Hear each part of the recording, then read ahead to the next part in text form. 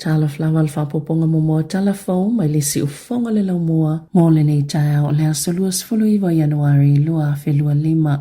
Sa le ima whaiona whailo i atu le Presidente o Kiribati tāne tima amau i le Minista le vai whafua New Zealand wawa samana i Winston Peters ona wai eise whaata singatili ua mai ona fuafuaina e pe ona whaalia se Minista o le Kabineta i Kiribati na whaalia Alexander Tibo le Minista wa ongal whainga malua maamau i le Radio New Zealand Pacific e tāua le whaailoa o le sao ina ua whaamaoni e Peters sina whi ese inga i le wao malo e lua pe ona lipoti ai o lo iai maamau i fiti o lana sia singa whaale malo. Na sauno Peters e le mawhaiona tau mau New Zealand fisosani tau tupe whai pea mo Kiribati ina ua tolo po pele whaataunu uina ni asia singa se tolo ina i masina ua tona i atu na ta oe so upu mai lau fisau Peters. Sa ele whaamoe o le asia singa mua le al sui palimia New Zealand i Tarawa ili sinia malilima tau sanga. Mai masina ato whaatulanga le tau mawhainga pe tai na whailua mai le whainga malua New Zealand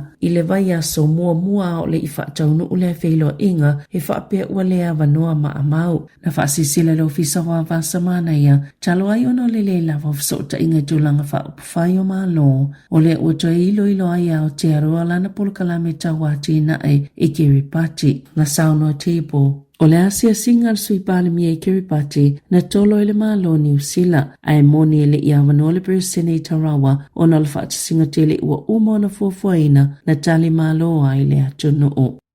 Ua whailo le palimia e whaapeo le a whaatosina le National i le whainga palo te le lua whelua ono i le whaataunga o Aseta. Ua whailo e Christopher Luxon o le ale whaatawina atu whale o le malo peitai o le atatala whaatala noanga ma le au palota. I le isi whainga palota o lumanai ma whaatala no le whaatawina atu isi Aseta i le isi paia inga. Na folasia le taitai o le Act David Sāmoa e tawala mai i lana saunanga le na whaia le asfaro i le taluai le State of the Nations Beach e mo umia le whaatala no le umia whaatuma o tio Aseta ai pe mana ia le amatatu i le polo kalame o au onanga le tausinga o le soifua maloloina. Peita ina sauno le Minister Fou, Simon Brown o le polo kalame le soifua maloloina le atunu o lo whaatupeina le malo ma ele suia.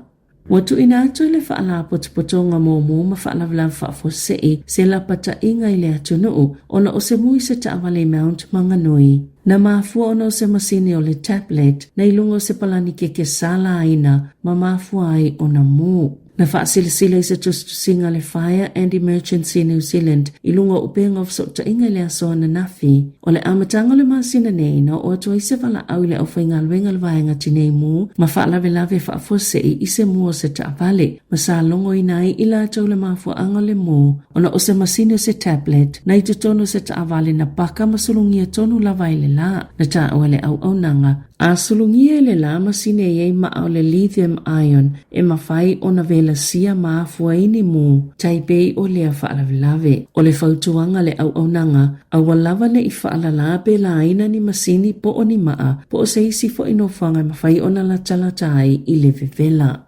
E iei nisi mātua o whiangai ma le taunga tālo tonga fitinga o utu iulo whanau po ua taita ina se sefo i whaamatalanga le sao wai ina anga i whaatino nisi metutia e le maasani ai e tusai ma le whaamatalanga Kate Ricketts. Le tangata New Zealand uianga o sina se pauta mua i le lalangi e loa ngofia i le iai o ni utu. Talwai o le vai tau o le tau mawhanawhana e tilitele i le utu mo uto i fo i tamaiti i a onga wa manatua i Ricketts o le amatua ato i tele lava le utu iulo nisi o whanau inaiva ia solomanai na matua leanga lava fianga ulo lana whanau e toolua e lata ile tolu tau sanga utua nai ile tele le utu na la yonanga o sia Ricketts le pauta o le ice pineates na manu malo ini whailonga malo o whaatasi ma o se pauta e longo fia i utu. Na ia tā ua e o foi me totia e whaonga e nisi o tangata ma o nisi o ia waila au e mua ile pa ule ulo le tamai titi. Na whailo e nisi o mātua le leite o New Zealand o le tau o tonga fitinga ua whainga tai o na tape utu a e maise lava pe a lena o le to tasi le tamai titi. Malitulanga ili toi utua ulo tamaiti ini na ivaya somule muliane na ta uai se tasitinai o kilani. E tu samale lua se fulu tala ile tolu se fulu tala ile fangu shampoo. E tapea ile utu ma e whaopopo ina pea pe atoi utua fo iulo tamaiti. Na ia whaanonga fo ile a o nga isi tangata. E umane ua whao ngā waila au e tapea i fli. A onisi ua o tipo o ulo a lato whanau. Pe tu samale tolu se la wafe tamaiti le taimea tasi tutono New Zealand e a afia ulu le utu. Pe ona whaalia rickets peitai ele i whaia i eise saili linga ilona tūlanga ta atele. Wa whidangalo lea tamaita ina ia whaia se wha maumaunga. Ina ia sa ile le whaafitau le lea tunu o. Masu e tonu lava vaenga o lo o mo'mia ina le fesoa soani. O le isilo i tau o le whaafonga o ta ia la onga. O lo talo sanga ina i mātua ina ia tua la tau whanau i le fale se ia a matatonga fitinga i utu o ulu. Na whaalia rickets whaapea ma Louise Robertson o se tausi soifua le mana Kates o se whaafitau li lea mō mātua e whai ngā luenga mai le mawhai ona no nofo i le whale wa ai whanau. O le telefo i o a oa e ta usa o atu lava a whai ai muli muli ia ta iala e umane wa le ai mani tamaiti i le a onga. Ma ua ta umai ai le tele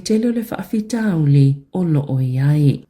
Wa mōlia se taulele ele whasio ti tangata pa iwalea, ona ulumaliu se tangata e fitu lima tau sanga le matua le whale maa ile hat. Ile maasina nei, na ta ue se saatini su sinia Martin Todd. Na iailea ta maa matua i se misa le whale maa ile asolu sul fitu te sema. Na ave le whale maa tele Wellingtone ona o se manu anga ilona whai ai beitai. Na toi ave mulmuliana le whale maa ile hat, leana maliu wai. Ile aso se fulu iwo Januari, na whai se su enga leo e ilo ai. Pole ato tonu lava le mea na tupu mua au le imaliu le tama matua. Mai uai ina mōlia se taulele e los fultolu tau sanga le matua. Wana na file na fuafua tula i le whaamsinonga wha itu malo le Hunt Valley. O le vai astaloaina a mataile i loilonga wha aloto i whale le soifua maloloina New Zealand i le amata upu. Ia tunu i whafo. Wali ipatia whaapea le taulele alena mōlia le whaao ngā lima le asono Januari lua whelua tasi i le US Capitol ma whaamangalo President Donald Trump. Na whaseo tia i leo i le aso sa, ona i whaapea na i te i leo o tamu whaia loka i le taimio poloka leo i Indiana. E tu saima se pepa o whaamatalanga o se whete ina inga i le wao leo ma Matthew Hattle. Na whaapai se tasi o leo se whana ma manu ai le taulelea mai u ina maliwai. Masata o ai se pepa o whaamatalanga sa umie Hatol se la au malosi. O le tauli lea o se tasi mai le to afe lima se la wiana mōlia pe whaasalaina ona o le awai se tete ina whai e le Capitol. E ono maasina na whaasalaina ai Hatol i le whale pui pui.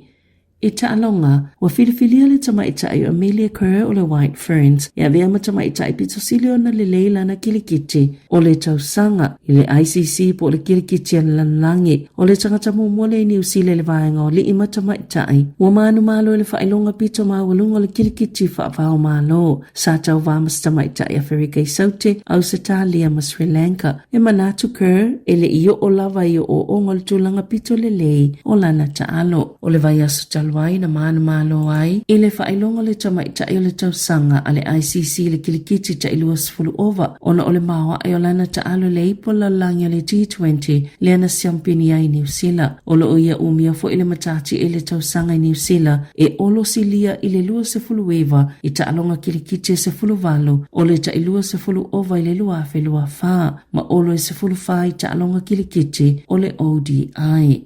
Walangona le whaavau le kalapula kapia Wellington i le malio le li talavou pakai tore turia i whaapea o se tamata alo tale nia tele. Na whailo ilunga upenga ta whailangi le asona na file malio le atau le lea. Na whaalia le upenga ta whailangi o le club rugby. O pakai sa ta alo le suenga o le siampini o le Harem Cup lua filua tasi. Na ia mawai ai e se fulu fitu. Mamanu malo ila na au le ta alonga mpito ne le taimi whaapopo. O pakai whaapea le Grand Sana se tasi. Sa minister le malo New Zealand, Tariana Turia, leana tu umalo atu nei. E walu ta amirsanga o ta alo le tulanga fulpeki mo poneke, i le vao le luafe sifulfama le luafe lua, ma le ta amirsanga i tasi, mo le Heart Old Boys Marist, ma le Wellington Lions i le NPC ma horo whenua kapiti, i le Heartland Championship, e tu saima whaamatalanga i lunga le upenga ta whailangi. Ua ta oe whaapena maliu i Brisbane, le sano whai a o ta alo le Premier Rugby a Queenie Selani mai le lua whelua tolu i le lua whelua wha.